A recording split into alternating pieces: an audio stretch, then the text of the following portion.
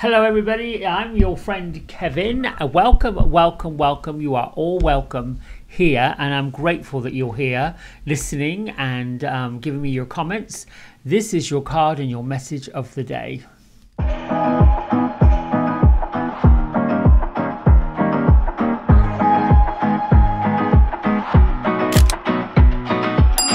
Okay, so we are using, let's see, I want the top of the box. Where is the top of the box? Here it is.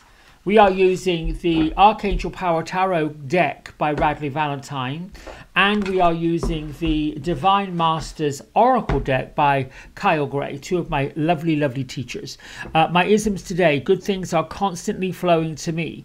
Keep being grateful for the good things that you're getting. Anything. Find a penny on the ground. Thank you, thank you, thank you. Doesn't matter if it's heads up, heads down. Find a dollar. It is thank you times 10. Whatever it needs. The great gratitude is the fuel of the universe, and we need to be grateful for everything right now. The universe, God, creator, whatever you want to call the great creator, adores you, adores me, adores all of us, particularly when we're serving that light and that love and that peace and that harmony. So let's get right to our card of the day. Our card of the week, incidentally, is Paul the Venetian. Paul the Venetian was connected to the Italian Renaissance. He was a painter and connected to Venice at the time of his passing, somewhere in the late 1500s.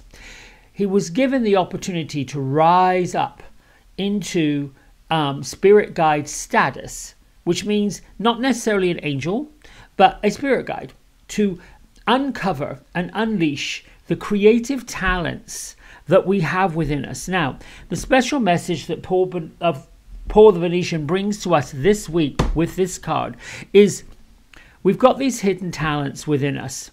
We've got these abilities within us. The challenge that we have with these talents and these abilities that are inside of us is we've often been shunned.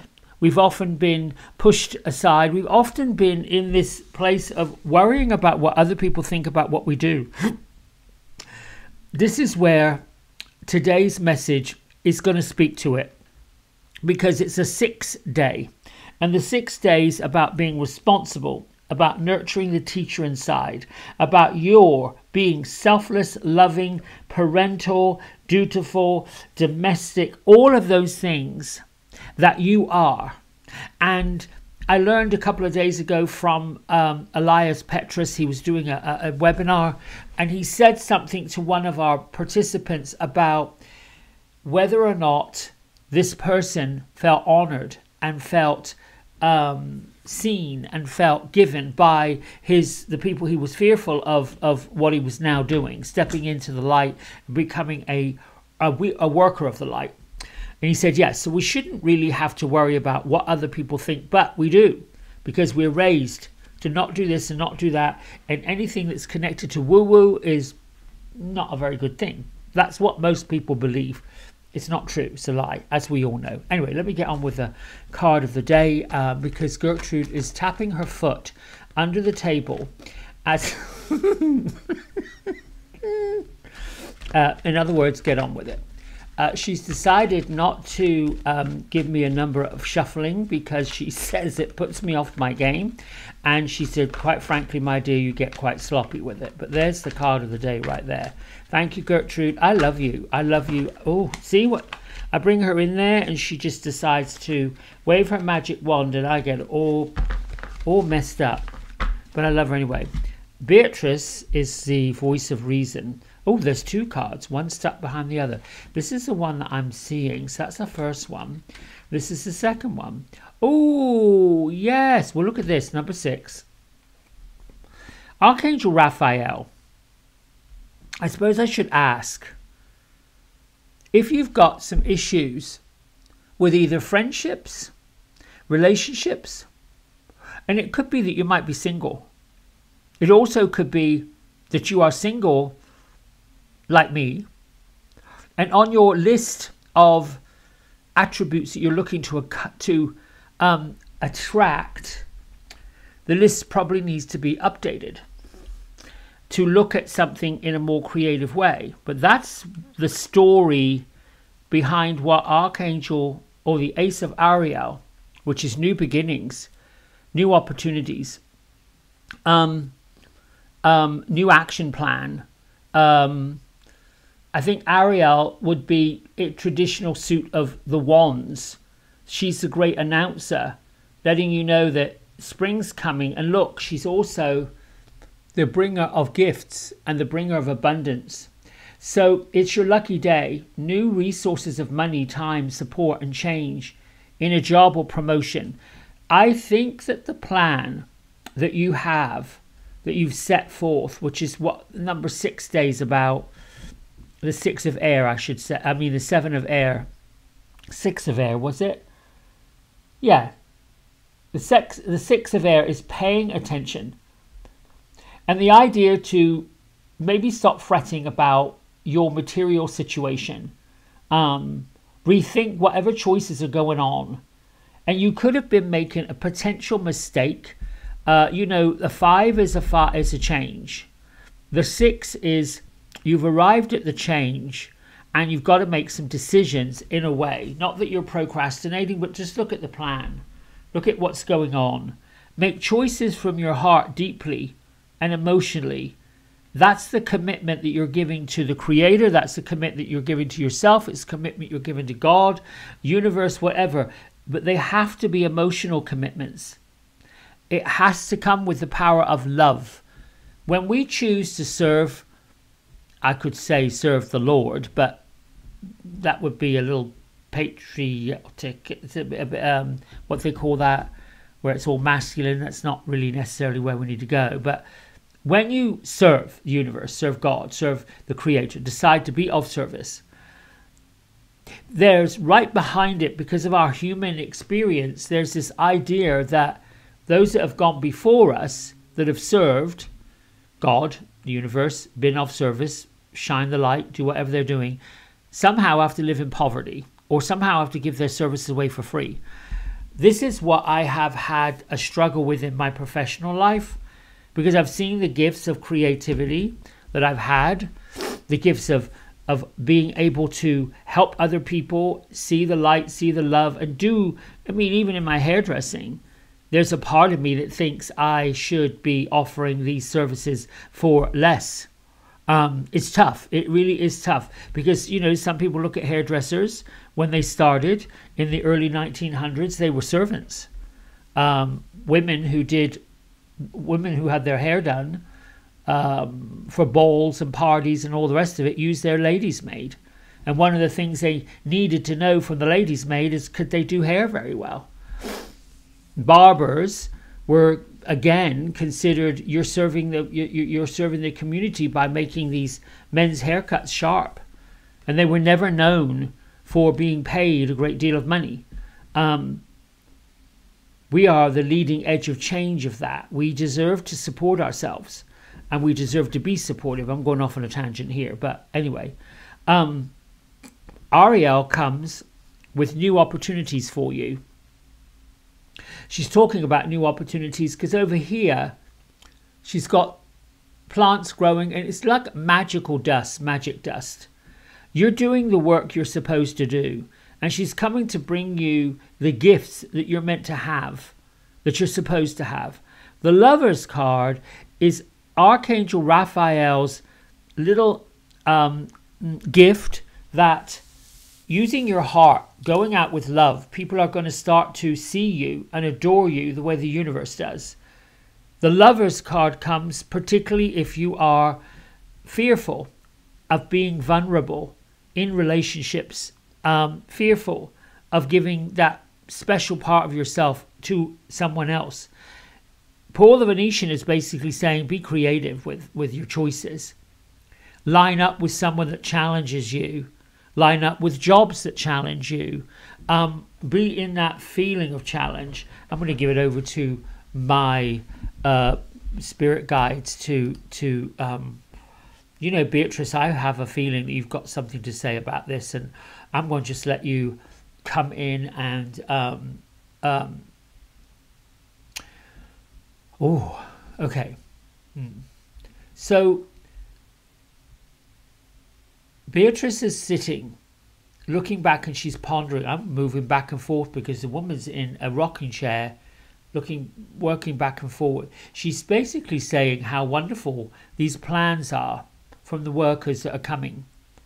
How very bright and cheerful and creative these plans are that you're making. And her message is, just take a look at it like a recipe for your life. Know that you're in the driving seat and you're very powerful. She's basically saying that the power is coming from the love of the heart inside, and it's extending out. The meditation that you do. She's talking about coming up with a ritual or a habit. Is that right? A habit. Getting in the habit of going inward, using your intuitive powers, because this is how the spirit world, whether it is ascended teachers as they are, ascended masters, Kuan Yin, Mother Mary, Master Jesus, all of those who have gone before us that had wise teachings, even the modern masters, she's saying, some of the work of Gandhi and others who've brought peace where there's turmoil. Some of those teachings can only be filtered through them when you're quiet and you're peaceful. She is talking about channeling, of which I know quite a bit because I channel the souls and the spirits of people who have passed. Even the people who have passed that I love and cared for in this life, that I knew in this life, that I still care for, have messages for me. And the messages lately I've been getting is your story and the story that you've got to tell, and what Beatrice is confirming, your story. Gertrude, hang on. Your story has still to be told. So if you're on this precipice where there's fear, let's look at this as if you're on this carousel ride and all of a sudden the carousel ride is going backwards. It's going counterclockwise. That's not moving forward. So what do you do when something is going backwards and it's not moving in the right direction? You get off. This is what Beatrice is saying. If you're finding things that are not going in quite the right direction, the first thing is to get off and stop spinning in a counterclockwise with your thoughts and your worries and your demons of being a failure and being a freak and being a this and being a that. You've got to get off that counterclockwise spin and stop.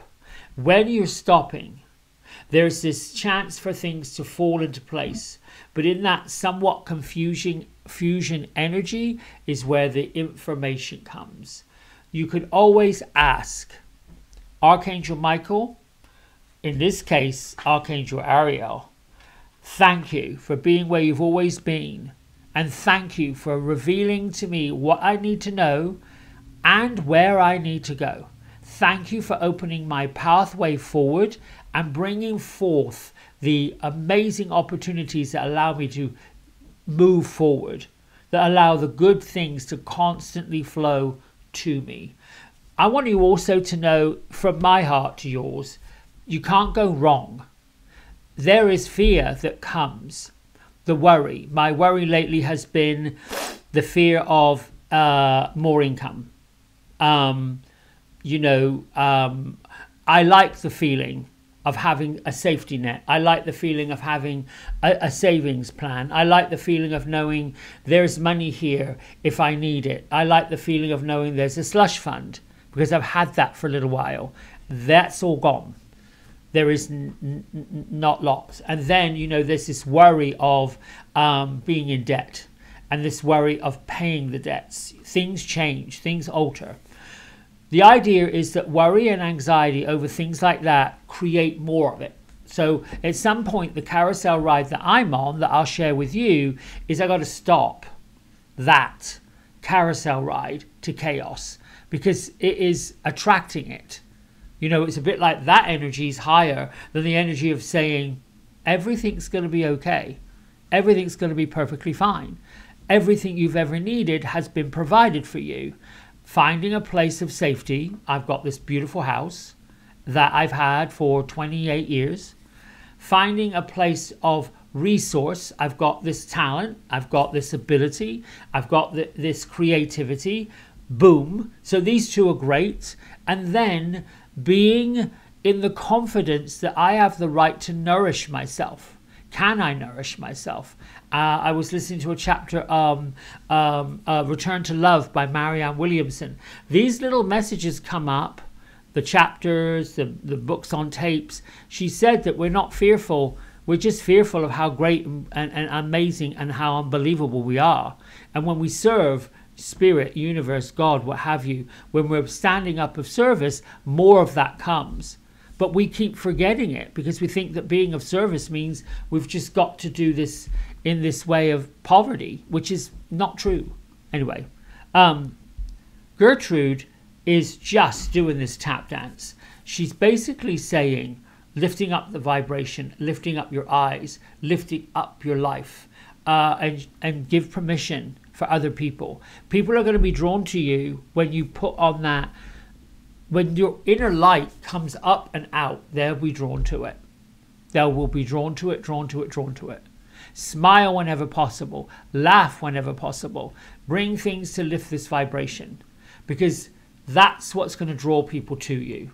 And then you'll find, oh, I'm going to lead this way through love, truth, harmony, fun, whatever that is.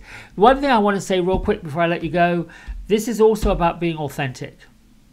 Nobody wants to get to know somebody who is not confident, who's fearful, because, you know, that can be seen as a weakness. So whatever you're worried about, frightened of, and fearful of, cut those ties. And we almost have to do it constantly. Constantly. There will be some things and people, places, situations, stories that create the contrast. We got to cut our attachment to it and move on. I hope that's been helpful. I hope it's been clear, and I just love you so much for all of what you do for me and how you help me move forward. Until tomorrow, big love. Bye for now. Hey everybody, we hope you've enjoyed the video. If you did, don't forget to like, subscribe and share it with all your friends. Here's a QR code if you decide you'd like to get a private personal reading with me.